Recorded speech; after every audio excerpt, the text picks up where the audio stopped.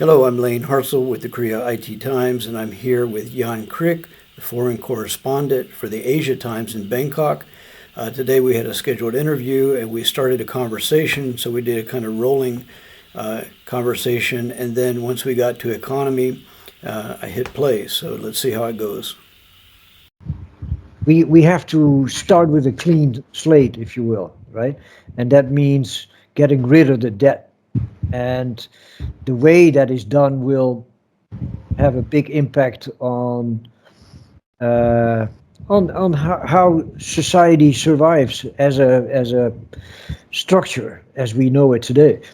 And maybe I'll give a quick, because this is maybe a little bit difficult for people to grasp the seriousness of it, right? But shall I give a quick rundown of the systemic problems we are in to give the viewers a sense of the complexities that we're facing?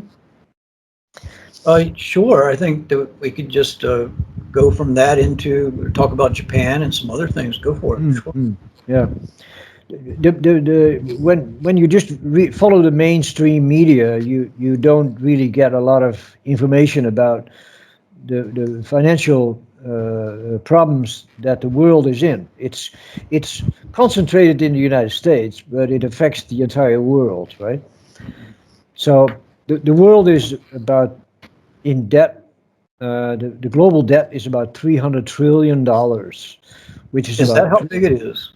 yeah, it's over that actually. It's like $3.3 trillion. 300 trillion dollars. Yeah. To I don't know. to get a sense of what the size of that amount, right? $300 trillion is 3 times global GDP, right? Right. And by comparison, American gross national product is about 22 trillion, right? 22. China's what, about 18? Right. So compare that to global debt of $300 trillion, right? Most of that is denominated in dollars, right? So how did we get there? It's important to understand the concept of a reserve currency, right? Since the colonial era, about 500 years ago, we've had 5 reserve currencies. First the Portuguese, then the Dutch, the Portuguese, Spanish, Dutch, French, British, and now American dollar. Right? Each reserve currency was replaced by a currency from a country or a trading nation that was bigger than the previous one, right? Had more economic power than the previous one. Hence, it replaced the previous reserve currency, right? The first real reserve currency actually was the Dutch guilder, in this sense that it was governed by a central bank. Sweden had the first central bank, but Holland really had the first central bank in practice. The Dutch were traders, right? So they had their ships going out. In the time of Rembrandt, you know, they call it the golden age of Holland. Yeah. When it colonized Indonesia and Suriname, New York. It sold New York for $40 million, I think.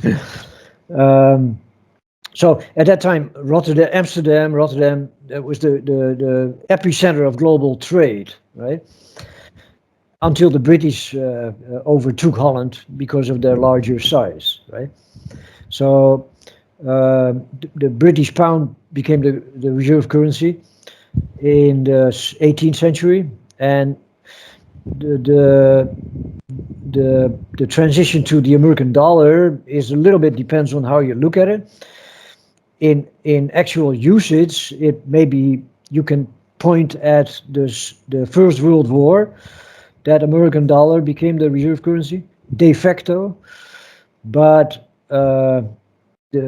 surely with the Bretton Woods Agreement in 1941, when it was really officially agreed that the dollar became the anchor of all the other currencies, right? And the dollar in turn was anchored to gold. Gold was set at an X amount of dollars per ounce, right? I forgot what it was, 32 or something. So after the war, the US dollar was the reserve currency, right? And what happened in earlier reserve currencies, once you have the reserve currency, you become complacent because you can use money to make money, right? You become sort of a rentier class. Right. Trading money, speculating with money and futures and shares and so forth, right? So in the 1960s, the US government started to spend more than it could back by gold. Yeah. Okay? The war in Vietnam and the war on poverty blew a hole in the US budget. So the US covered its expenditures by just expanding the money supply, right?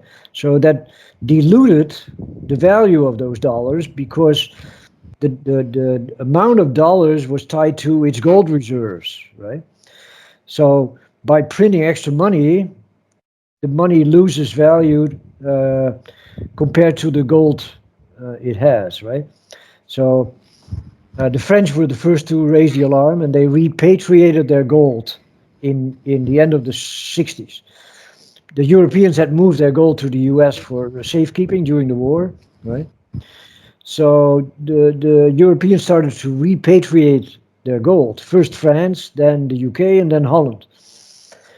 In 1971, Nixon closed the gold window, right? So countries could no longer change their dollars for gold, right? So if you look at charts of the price of gold since 1971, from 1971 to 2022, gold went 45x. Oh. The way we think about that is that gold got expensive, right? No, gold didn't get expensive. The purchasing power of the dollar Got decreased, cheap. Yeah. right? So that's a very important distinction to make, right? When you think about monetary affairs, right? The prices don't go up, the value of the money goes down, right? And that's the word inflation originally was defined as the expansion of the money supply, right? So people have been brainwashed to believe that inflation has other causes. The prices of goods goes up. No, the value of the money goes down, right? Of course, there are exceptions, right? If you have a bad growing season of cocoa beans in Gambia or wherever they are grown, the price can go up because the supply is reduced, right? Right. That can cause a price increase in the price of chocolates, right? But that's an exception to the rule. Most price increases are the result of excessive money printing. Devaluation of the money. It devalues the currency. If you have a bumper crop of rice, the price of rice goes down, right? It's a price discovery mechanism, right? Okay, so in 71, Nixon breaks the gold standard. Basically, what he did, he's defaulted on the US dollar, right? The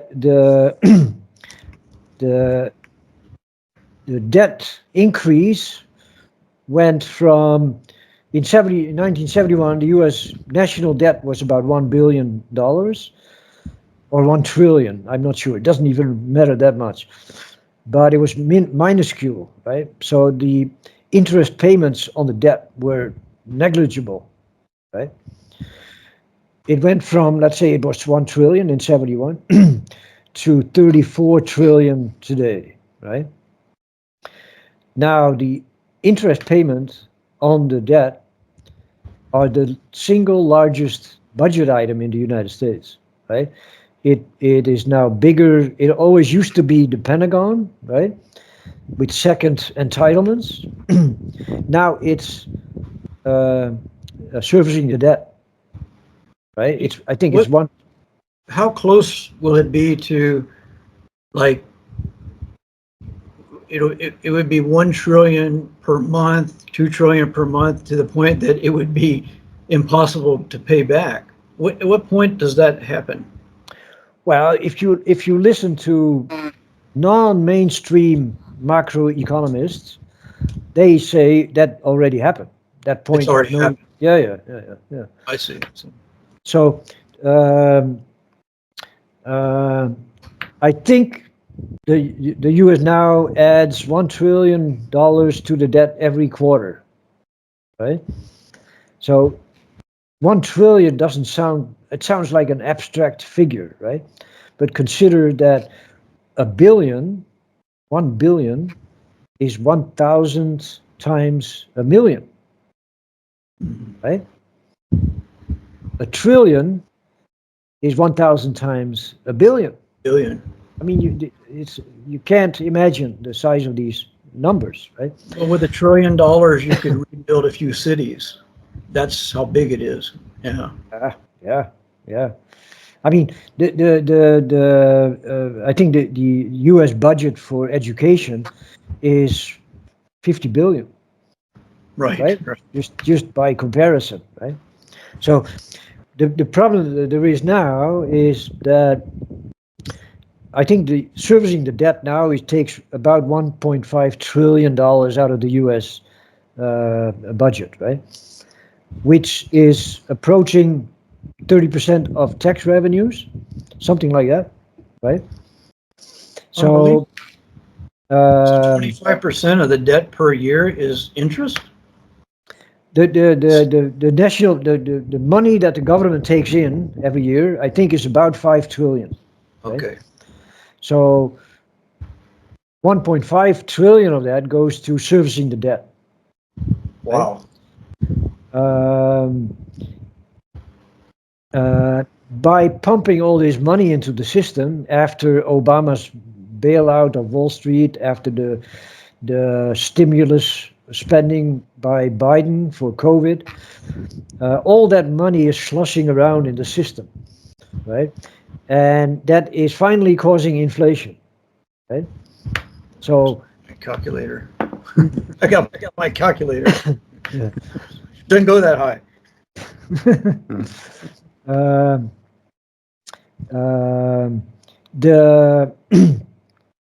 The Fed now is sort of between a rock and a hard place. In order to reduce inflation, you have to raise the interest rate, right? That reduces spending, right? It was 20 years, it was nearly zero, right? Interest rates, right? So a lot of speculative money. Who wouldn't borrow money for zero interest, right? You can buy an asset that generates 1%. If you borrow $1 million at zero interest rates, and you buy an asset that produces 1% return, not so bad, right? 100,000 baht for $100,000 for just shoveling some papers. So all that money poured into the market, right? Mm-hmm. And the first signs of a collapse are now apparent. There's a building in New York, a 43-floor skyscraper in New York, that was last sold for $280 million in 2008. It sold last week for $3 million. Ooh. A skyscraper in San Francisco. Like cryptocurrency. Well, no, it's the collapse of the market. You know, it's the collapse of the commercial real estate market is collapsing, right? A similar situation in San Francisco, a building that sold for $300 million a decade ago is now selling for like $30 million, right? The next wave will come. So a lot of that real estate was financed under those sweet 0% terms, right? A lot of these loans will have to be refinanced in the next 12 to 24 months. I see. If you've based your business model on 0% interest rate, and you suddenly have to start paying 5, 6, 7% on your multi-million-dollar loan, You're your in trouble. business, yeah, you bring the keys to the bank and you say, sorry, it's your building, you know. So shopping malls, downtown office space, that's going to collapse in the next couple of months, right? In the next couple of 12 to 24 months, a lot of that will just simply collapse. Um, But let me interject. If a building is only $3 million, there's hundreds, maybe thousands of people that have that kind of money. Why not somebody buy that and then set it up for homeless people to live in? If we have that many homeless people, then out of that, maybe they could create some kind of productive system, you know. Well, yeah, that's good. That's a very obvious idea, right? And I mean, what's more logical than using all that empty office space to house the homeless, right? Until you realize, yeah, but until you realize that who are the owners of this real estate? Eh? They are banks, they are pension funds, they are insurance companies. They have their own responsibilities to their shareholders and their policy holders and so forth, right? To convert a 40 floor skyscraper to make it suitable for housing, $10 million, if not more, right? Who's going to pay when you just have taken a hit of $280 million on behalf of your shareholders, and then you go back to your shareholders and you say, please give me $10 million because I want to put homeless people in your property. It's not going to happen, right? Only the government can do that. And the government is broke. Every money the government spends is borrowed from on the credit card of our children, right? More like their children's children's children by now. It's out there. Yeah. And people talk about like debt jubilees and all that stuff that they used to do in biblical times, right? Right.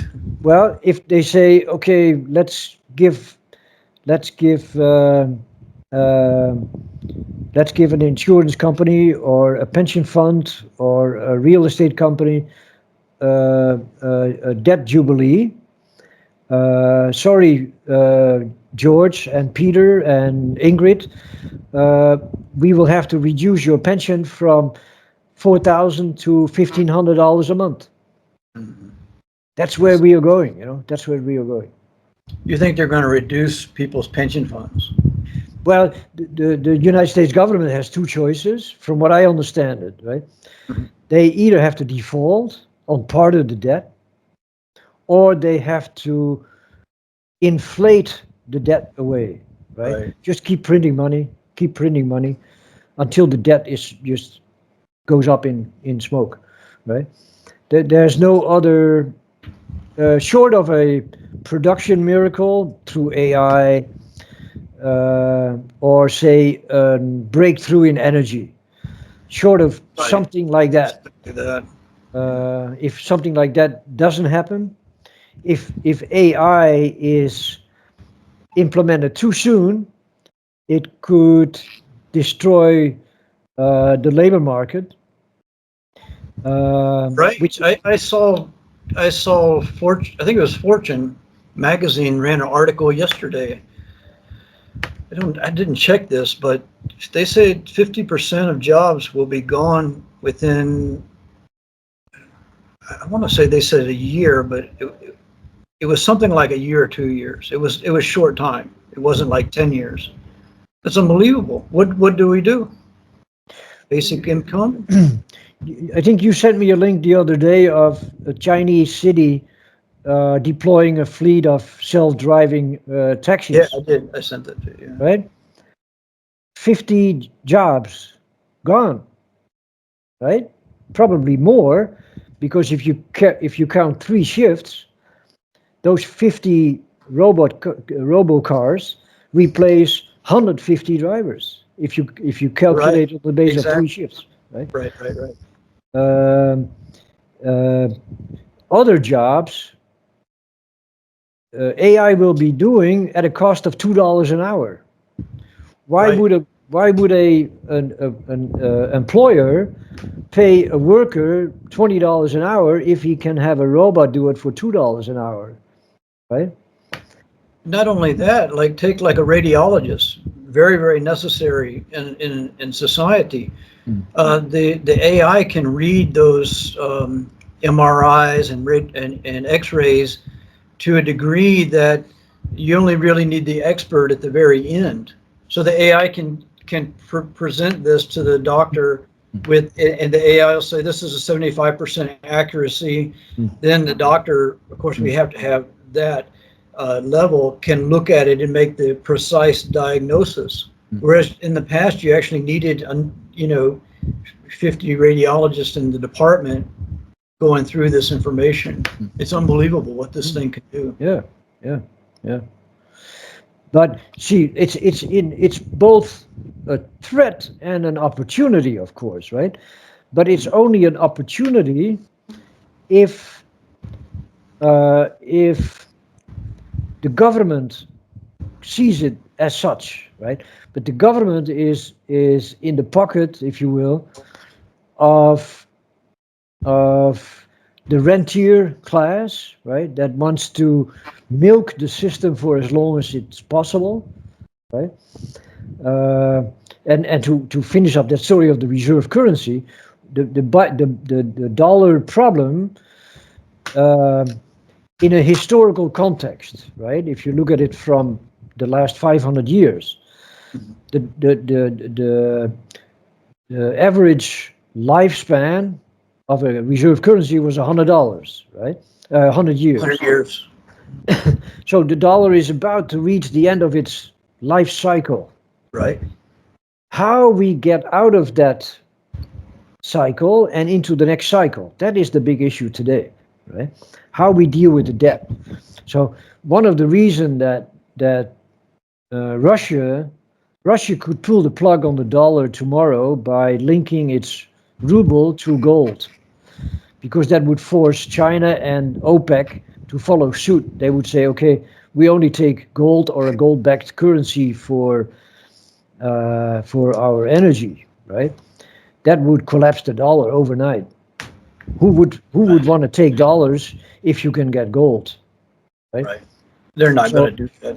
Well, the reason they don't want to do that is to protect China and India, who are not equipped to deal with the sudden collapse of the dollar, because they are plugged into the dollar system too closely, right? So, and China doesn't want to be blamed for crashing the global economy, because that's what it would amount to. It would crash. The only country that would survive reasonably intact is Russia, because it already de-dollarized for 99%, right? It is self-sufficient for a large part of its food, its energy, its technology mostly. It gets some stuff from China, but it can survive. China couldn't survive if the dollar collapsed overnight, nor could Europe, nor could India. So they're trying to engineer a soft landing, and but if the West would have taken a different route, right? They see China as a threat to the dollar system. That's what Ukraine is all about, right? To protect the dollar system, because the dollar system depends on the Atlantic alliance, right? If there was a cut between the United States and Europe, that would be a threat to the dollar system. It would hasten its decline, because Europe would be more integrated with Russia and the Eurasian continent, and would wean itself off the dollar, because it wouldn't need. Why would you go through New York city banks to pay Russia, right? Doesn't make sense, right? So you make an agreement to pay Russian gas in euros and in pounds rather than in dollars, right? So, but the West took the confrontational route. They didn't say to China, okay, we know you're going to be the biggest economy in the world in a couple of years. How can we engineer a transition to either a global new new reserve currency, or do without one altogether by setting up a system that countries trade with their own currencies among each other and settle their trade imbalance at the end of the year with gold or other commodities. And that's what's happening now in BRICS. That's what BRICS is now looking to establish, You're in Thailand, right? So Thailand is looking to join the BRICS, as is what Saudi Arabia already joined. Can you say something about the petrodollar in Saudi Arabia this week? Apparently, I think, at least I saw something, I'm not sure. The Saudi Arabian oil is not in US dollars anymore. Is this correct? No, that's That was wrong. yeah, that's a little bit misleading. It's not totally wrong. It's misleading. 1974 is when Kissinger went to Saudi Arabia to convince the Saudis to sell oil only in dollars, right? Oh, okay. So that's 50 years ago. And I never heard before that agreement was for 50 years. It may have been, but I never heard of that before. Mm-hmm. So when Nixon closed the gold window, the dollar lost its anchor, right? There was no reason anymore to use the dollar because it wasn't backed by gold anymore. So when the dollar weakened, Kissinger went to the Saudis and say, "We'll protect your kingdom if you limit the sale of oil to dollars only, right? So you can't sell oil in other currencies." So that means that any country needs oil, right? So if all countries need oil, they also all need dollars, right? And while the oil market is only 7% of the world's global trade, the other 93% of global trade is depending on that 7%, right? I see. So if you control the oil, you control the rest of the economy, basically, right? So the Saudis are not stupid, right? They see that the US is printing money like it's going out of style, right? And they see that every time inflation goes up and the price of dollar goes up, that they are losing money, right? They used to recycle their petrodollars in US bonds, right? I looked it up while you're talking. I was just reading that. Yeah. But if your bond yield, the bond yields have gone up recently, right? But for 20 years, bond yields were very low. While the price of gold steadily goes up, right? So if you have $1 million worth of bonds and you get 1% or 2%, and they mature in 10 years, and you've been dealing with 4 or 5% inflation, that's a net loss-making investment, right? So and on $1 trillion, it's a lot of money. It adds up, right? So the Saudis are thinking, what are we doing here? We are paying money to invest rather than we're paying money to give money to U.S. bonds. Right. But it's a loss-making investment, right? So the argument was always that it's safe, right? It's as safe as it's based on the good faith and credit of the United States government, right? But if you consider that U.S. debt now, that's the kind of stuff you read outside of the mainstream media, right? Because the mainstream media wants to still make it seem like gold is like a pet rock and a relic from the past, right? So you never read in the mainstream media, you don't read much about the gold market at all, right? But if you read outside the mainstream media, you come across little kind of neat statistics For example, the U.S. has about 8,000 tons of gold, right? At current prices, that's worth about $500 billion, right? $500 billion, $500 billion, I think it is.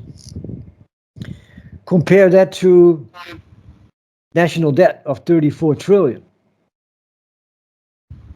right? It's not, there's no way to back that debt.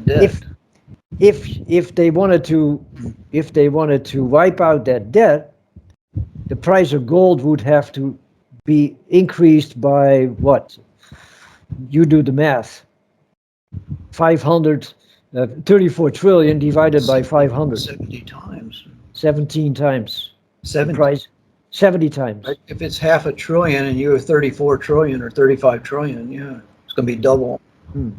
That's not going to happen. Gold is going to go up probably, but not that much. Well, when the United States says it does, then it does. They're going to have to print a bunch of money then, I think. Well, but that's just to illustrate the actual situation, right? Regardless of how you think about the value of gold, right? You can dismiss gold, but then you have to address the fact that the Fed, the Federal Reserve, has a balance sheet. Last time I checked, it was over $8 trillion. Okay? Who backs the Fed? Who backs the Fed? Got me. I mean, I agree with you. I think that something looks really out of control. It's just a matter of time. That $8 trillion is backed by $500 billion of gold. The rest is faith in the U.S. government. If you look at Trump and Biden, is there reason to have faith in the U.S. government? I don't think so. Right? Just in terms of their mindset and how they think about macroeconomics, that's a reason for concern, right? Because they don't have a clue. Don't think about it. They don't have a clue, it seems to me, right? They don't have a clue about the financial, another statistic that people never look at, not even have heard of. Net international interest investment position, NIIP, net international investment position, right? The Chinese is positive 3.5 trillion, right? The United States minus 17 trillion, 60% of GDP. So foreigners own 60% of American GDP. The Fed has $8 trillion in assets. If China were to sell, then that would be a problem. What about Japan? Of course, they're having a problem with the yen, and I see reports that they may have sold some of their U.S. bonds or dollars. I'm not sure how that works. But if they did, then that would be, the market would be starting to have some problems here. The net, the NIIP of Japan is actually higher than China. I think it's 3.8 trillion, but I'm not totally sure. But it's close to or higher than the Chinese net international investment position. That explains partly why Japan can run up this amazing debt of 250% of GDP, right? Nice. It has a cork on which it can float to some extent, right? But as long as Japan has a current account surplus, there's no real concern, right? The moment Japan loses it's had one since the 70s, I think. Since 1970 until now, I think Japan had a trade deficit only once in 1 month in the last 50, 60 years, right? So as long as Japan pulls in more foreign exchange than goes out, it can survive, right? Once it gets into a trade deficit situation, then you will see some movement in the Japanese financial predicament, if you will. Would this be a correct statement? Again, I'm not even actually learned about this, not even, certainly not a scholar, but it looks like to me that if, like Japan is kind of like a keystone in this arc of countries, right? If Japan were to go out, then the whole thing would collapse. Is that correct? Yeah. Yeah. Okay, so it's pretty easy to see. I'm not saying anything profound here, right? Yeah. Yeah. Not only because of its, see, if it would have to sell its overseas assets and it would cash in its U.S. bonds, I think it's got $1.2 trillion worth of U.S. bonds, right? If it were to dump them overnight, bond yields would have to increase a lot, right? Because you have one big buyer out of the market, and there's no big. One big buyer is leaving the market, and there's no big buyers likely to enter the market, which means that the U.S. government will have to pay more in order to attract capital, right? If it has to pay more on its bonds, that means it has to borrow more to finance the interest payments. That's Right? not, I see. So it's just all going to just spin out. Yeah. That's what I mean. That's what I mean by saying that the government is between a rock and a hard place. I see. It can't expand. It can't lose borrowers without having to pay more in interest payments, right? Right. It can't raise interest rates because it would bankrupt many people who have borrowed money on a lower rate. Right. Because in the United States, there is no such, or very rarely, I think, do banks give a fixed mortgage rate of 30 years, right? That's very rare, I think, in the United States, right? So loans have to be refinanced after 5 years or 10 years, whatever it is, right? So any kind of loan that has been paying 1 or 2% or 3%, that goes to 4, 5, 6%. That destroys the business plan, right? You can't if you have a mortgage.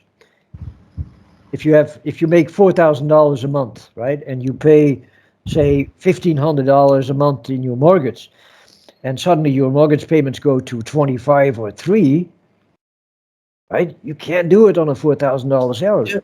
Yeah, this is a question I had. So let's say I'm an ordinary member of society. I'm a teacher or lawyer, or maybe I work in something that's not professional, whatever it is. But you have a salary, you have an income, you have your normal outflows, from your house, pay your lights, water, just this kind of everyday person.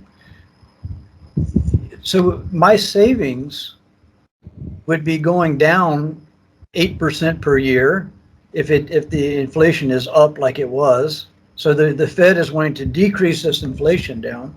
But you're saying at the same time, if I have a loan on my house, for 15, 20, 30 years, that where, let's say I was paying $1,000 per month, the interest changes are going to bump that up to $2,000 or whatever. I mean, how are people going to make it? How are they going to survive? That's the predicament that the Fed has, and Yellen for that matter. Right. They damned if they do and damned if they don't. So they sort of puddle along, hoping that nothing breaks. It's all smoke and mirrors. This whole everything that these people say, Yellen and Powell and Biden, it's all smoke and mirrors. They know the game is up. They just hope for a miracle and hope that things don't collapse before the November elections. Well, that was the next question. What about November elections? Now, you've got, it sounds like a powder keg of an economy, not just the United States, but the global economy. You've got the recession where the supply lines broke down, reformed. They're not very strong, probably. I hate to ask people for predictions, but can you give us, a probability of problems before November? And what would the ramifications be? A Trump victory if it has some big problems? Well, see, there could be a black swan event, right? That is always a possibility. Let's say a coup d'état in Kiev. Let's say Something outside of the ordinary. yeah. I see. Or say a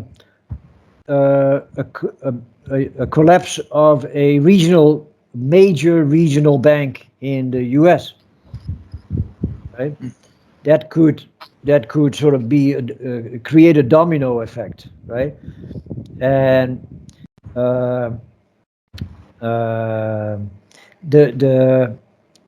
the last time it happened was about a year ago, right? This bank in California. That's right. Yeah. I forgot to say. It wasn't a big bank, but it was pretty big. Big It enough. was, yeah, it was over $100 billion dollar in asset. Yeah, it was pretty sizable. And and what Yellen did was she basically nationalized the bank in this sense that she said depositors don't have to worry, right? You will all be made whole. So here you have a private bank with money from people like venture capitalists and savings, just a cross section, but a lot of wealthy people there in that bank, right? So, but to avoid a bank run, Yellen said everybody would be made whole, right? So some macroeconomists that I follow say that was basically the end of the capitalist system. It's become statism, as they call it. If a bank collapses and the state comes to the rescue, you don't have capitalism, you have statism, because that's what the Chinese would do too. Great Recession would obliterate capital. If anything, the Great Recession or the Great Depression obliterated capitalism. I don't think there's any arguments that capitalism was really around very much. Yeah, that's There's ideologues, Alan Greenspan and these kind of people, but it wasn't capitalism. Let me take Boeing, for example. Boeing was completely created within the public system and then, eventually went out into the private system, but it's completely, maybe even completely now supported by the public. I mean, it's that kind of thing. That's not a capitalist system. There is some capitalism in the United States, like these people that get those taco trucks and their families, and they make this kind of taco network kind of thing. But that's a real kind of capitalism. It works pretty good. It's pretty interesting. But then somebody like Trump disparages these people, Yeah. No, there's different scenarios. You could see. I read some stories these days more frequently that Biden might step down before the election. Yeah, that would be kind of a black swan event of sorts, right? But I would think, if I had to guess, I would think they will try to sort of keep the system going, throw some money around here and there to plug some holes, and then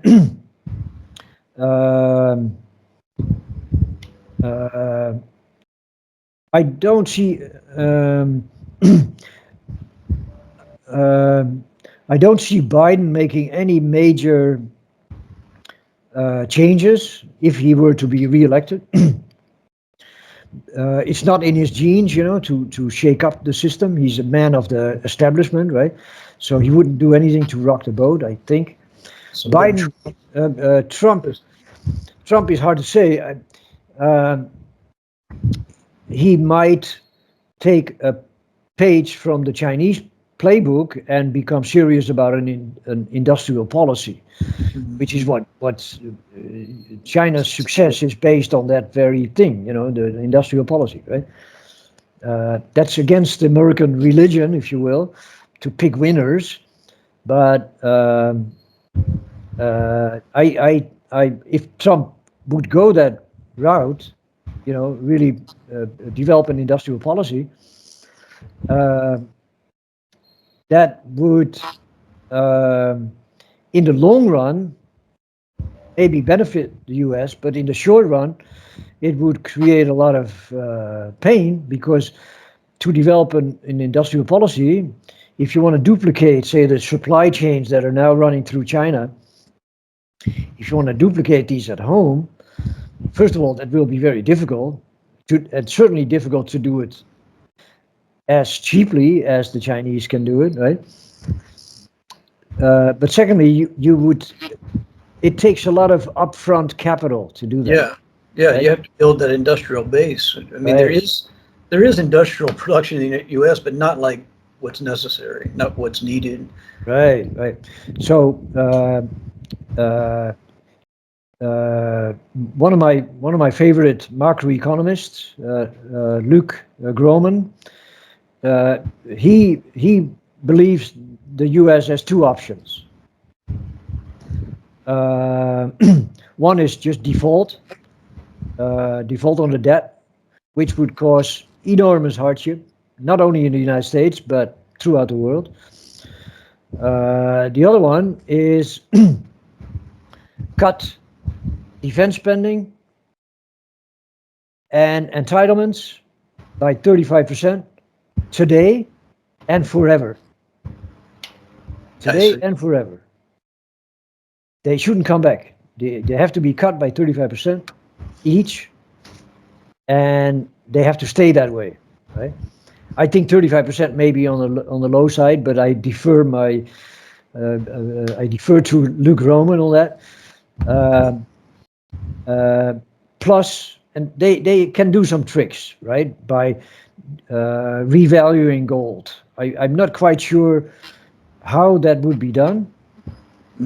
And it depends on two factors that are not clear. One is, does the US have the 8,000 tons of gold that it claims to have, which has not been audited in 70 years, right? There's some doubt whether that 8,000 ton of gold is there, that it's not encumbered by something, right? And the second uncertainty is the Chinese gold reserves. Officially, China has something like 3,000 tons of gold, right? But if you listen to gold experts like Alasdair MacLeod, he claims that the Chinese gold reserves are spread out in different departments in the Chinese government. If you were to put them all together, he estimates the Chinese have 30,000 tons of gold. Mm-hmm. Compare that to the 8,000 tons of gold, right? And as the classic adage in the gold business, I think it was first said by J.P. Morgan. He who has the gold makes the rules. Makes the rules, right? Yeah. And if it's true that the Chinese have 30,000 tons, all bets are off. Then I would think that the dollar and the euro and the yen and all the other currencies will drop by 50%. Vis-a-vis the yuan and vis-a-vis oil. and gold. So think about, say, oil now is $90 a barrel, right? Right.